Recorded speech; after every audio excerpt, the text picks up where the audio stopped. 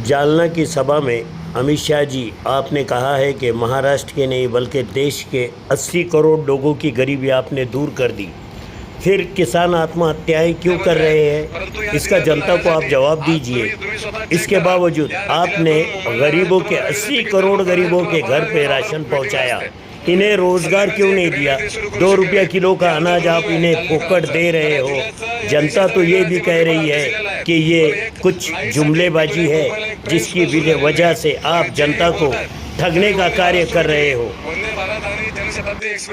अगर आपने गरीबी दूर कर दी है तो हमारे महाराष्ट्र के किसान आंदोलन क्यों कर रहे हैं? इन्हें आरक्षण की आवश्यकता क्या है? आपने प्रणाम कर जो कहा है 80 करोड़ जनता की समस्याएं आपने दूर की है, नल से हर घर जल पहुंचाया है।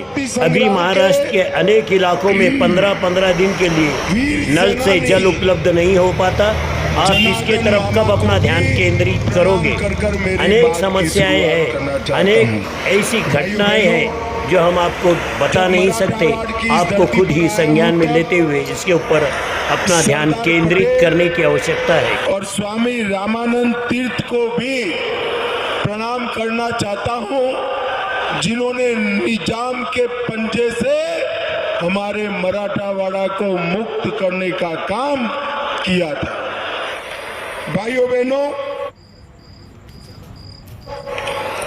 आने वाला चुनाव देश के लिए बहुत महत्वपूर्ण चुनाव है।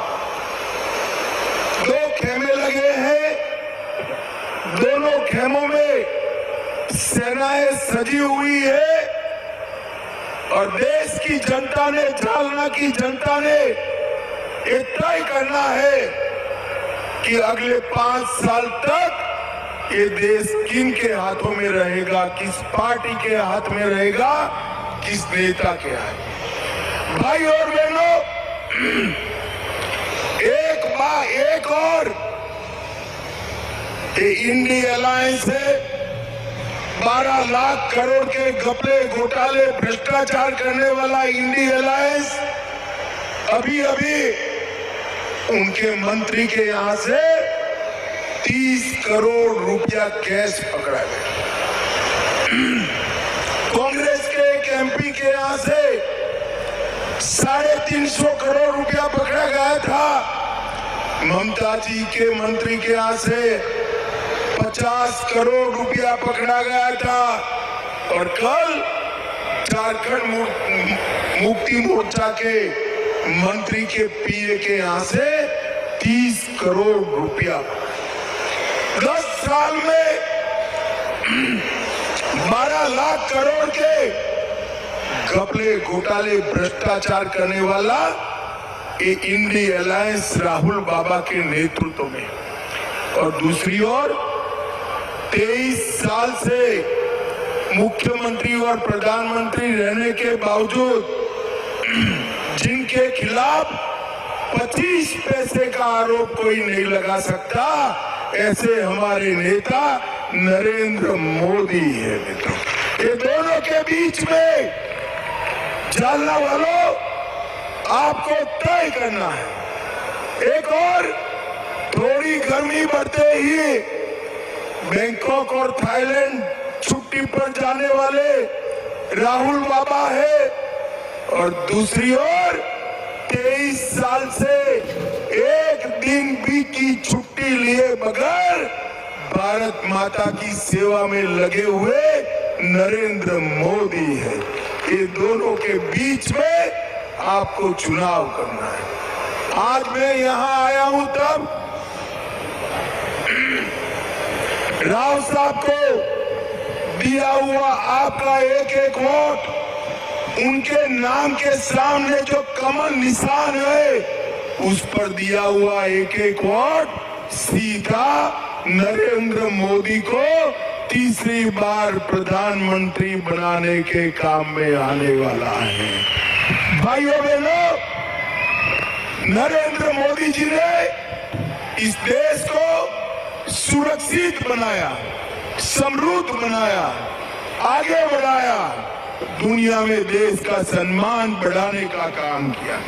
मैं आज जालना वालों को पूछना चाहता हूं, भाइयों बहनों बताओ, अयोध्या में राम मंदिर बनना चाहिए था या नहीं बनना चाहिए था? अरे जोर से बोलो, अंतक बनना चाहिए था या नहीं बनना चाहिए था? ये कांग्रेस वालों ने, इंडिया अलायंस वालों ने, शरद राव एंड कंपनी ने सालों तक राम मंदिर को रोक कर रखा।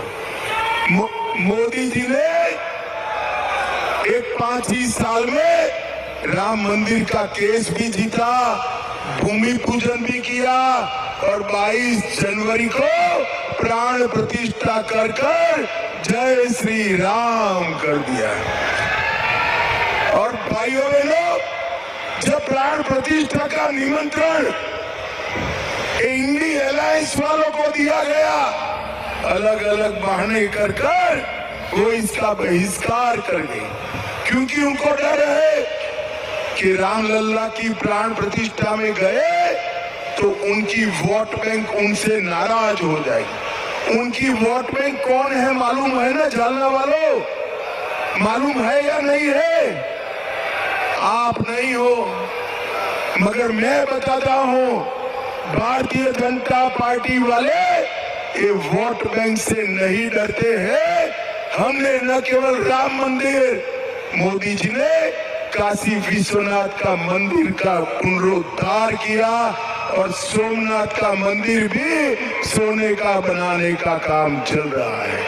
भाइयों बहनों, मुझे बताइए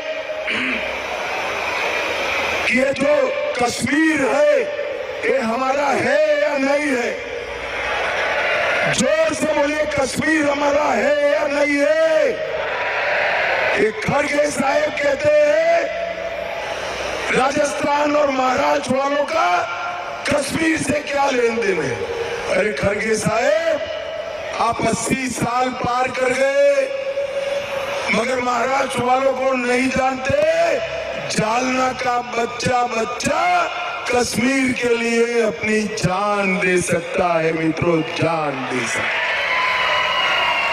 जब ये धारा 370 की बात आई, सालों से ये कांग्रेस पार्टी, ये इंडिया अलायंस वाले धारा 370 को संभाल कर बैठे थे। मोदी जी ने, आप लोगों ने उनको दूसरी बार प्रधानमंत्री बनाया। मोदी जी ने 5 अगस्त 2019 को धारा